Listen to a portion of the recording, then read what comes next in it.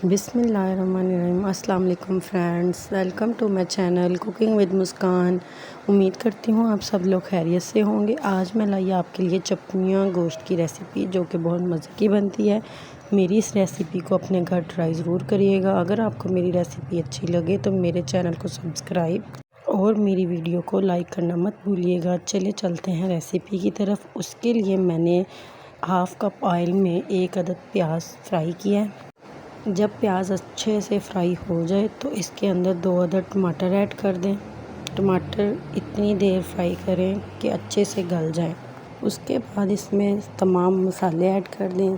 मसाले में सबसे पहले मैंने 1 टेबलस्पून लाल मिर्चें ली हैं, 1 टेबलस्पून सूखा धनिया लिया है, हाफ़ टी स्पून हल्दी ली है, 1 टेबलस्पून नमक का लिया है, थोड़ा सा ज़ीरा ऐड किया था।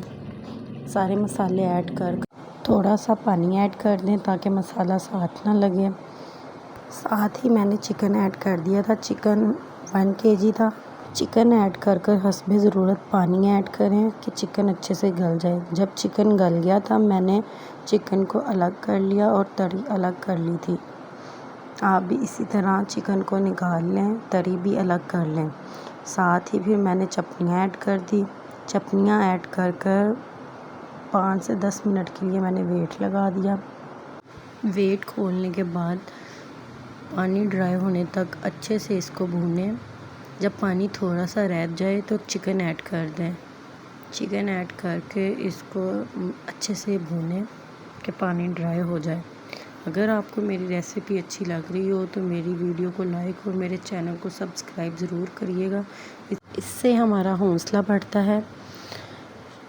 मेरी वीडियो को फुल वॉच किया करें और मेरी रेसिपी को अपने घर ट्राई ज़रूर करिएगा। एंड पे मैंने इस पे अदरक कटा हुआ, सब्ज़ मिर्चें और सब्ज़ धनिया ऐड कर दिया था। जब सर्व करें तो इसके ऊपर तरी डालकर सर्व करें। यकीन जाने बहुत मज़े की बनती है।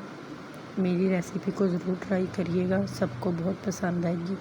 शुक्रिया, अल्लाह हाफ़िज़।